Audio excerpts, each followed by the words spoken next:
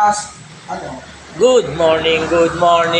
Laging kasama, laging kaibigan, basta wala lang sampala. siyempre, Narito po tayo sa ano to eh, What is the name? Tatay Berting, Tatay Berting Restaurant.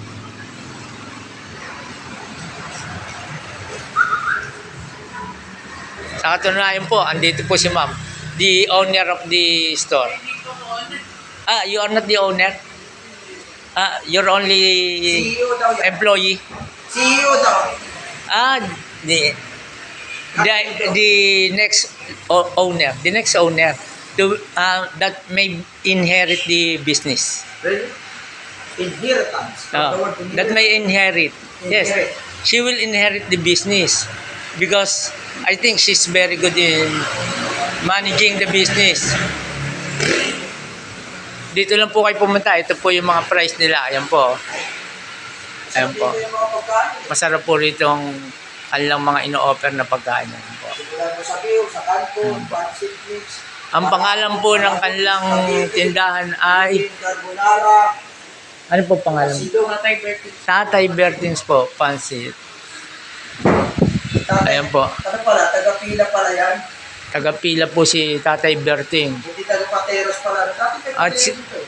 para madali niyo po malaman sa Laguna, Pila Laguna po, madali niyo malaman. Basta medyo mahaba po yung pili. Yan. Bila yan. Back to our discussion. I have a thought about regarding the aspiration, dreams in life. Kasi napapangal ako, almost 2 years na dito sa lupa. I never bumalik na sa barko. Pero I try my best na siguro this year makabalik ako. Kasi, mahirap din pala mabuhay ng mag-isa, no? Sabi dun sa family code, babalikan ko na yung sinabi mo, yung meaning ng marriage. Marriage is a special union between man and women. With, kaya na yan kama. Tama ba? Ikaw na nga magpatuloy nung meaning ng marriage. Ulitin mo.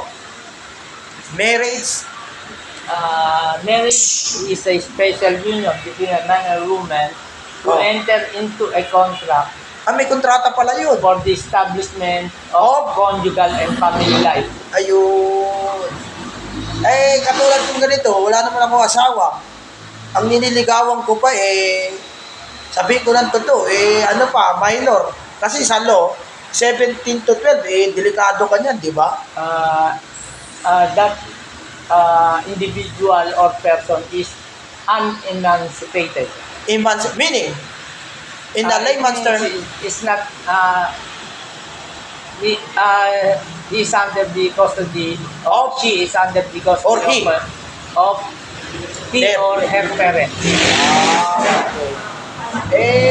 Kasi, ito rin na nawabahala ko sa buhay ko Alam kong may tinatawag ko general anxiety disorder.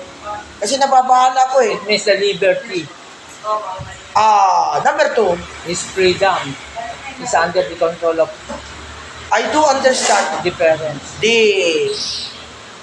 the feeling na alone yung mag-isa ka lang. Yes. Number 3, yung palang pagiging mag-isa ka sa buhay mo, kailangan may kaakibat na rin yung pala na pagtitiis. Sacrifice. Sa Ingles. Ang tanong ko sa iyo ganito. Ang tanong ko ito sa iyo. So, sacrifice. Ito pang umaatake sa akin general anxiety disorder for God. Pwede ko bang supilin ito sa pamagitan ng gusto ko na kasing bumalik sa barko, parang yun ang magkaano sa akin magtutulak na malibang-libang ako sa buhay ko Kasi wala akong ginawa, ganito lang. Sabi mo nga, certified tambay, di ba? Sabi ko pa nga. Ano sa tingin mo dyan? Any advice for me? Thank you. Hindi naman sagot yun nasa yung pag-alis o nasa may katawan yun. Ah. Depende sa perception mo eh. Hindi naman kung mo nakaganyan eh. Sasabihin mo na yun ang magiging sagot para maibsan yung naiisip mo o nararamdaman. Di ba? Oo, kasi mahirap ang walang hanap po yung kumpanyero eh. Hindi. Pag hangad ka ng ibang bagay na gusto mong tumbasan ng ano na hindi naman kaya. Minsan, binabalanse rin yun. Katulad nung nakausap ko kahapon. Nakausap nyo? Dalawa yun, dalawa. Ayaw ko na Sabi kapitid nung, pangalan. hindi, sabi nung babae, Ah, ako tumira ako sa probinsya, Sambales. Maski Sambales? walang pera, kumakain kami, hindi kami nagugutom. Sumagot naman yung taga-probinsya, lalaki. Hindi po ako pwede sa probinsya kasi mag-aaral yung mga anak ko. Kailangan ko ng pera, pang-aral nila. natural. Ang bilhin ng gamit. Ang problema sa probinsya, pera. Pero, ang ano dun talaga, kung gusto mong mabuhay ng hindi naman talaga siya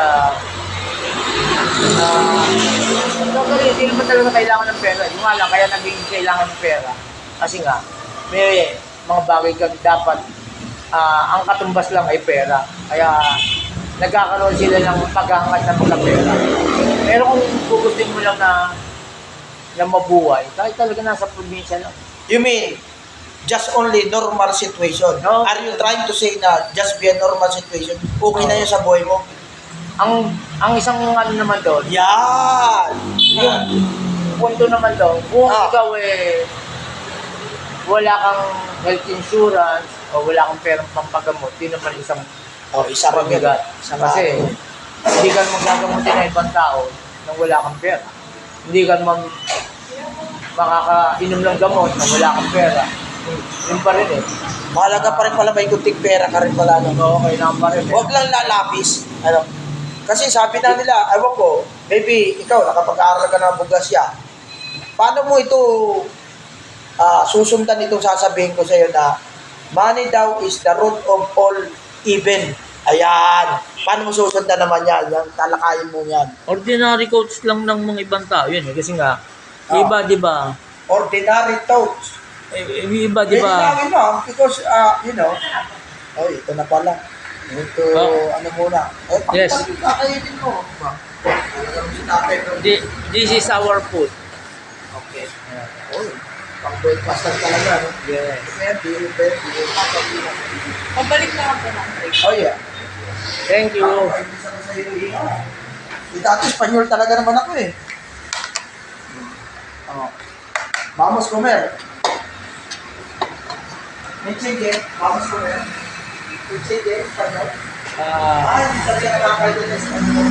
We will temporarily stop our conversation because we want to enjoy our food. Don't forget to make a comment, like, share, and subscribe.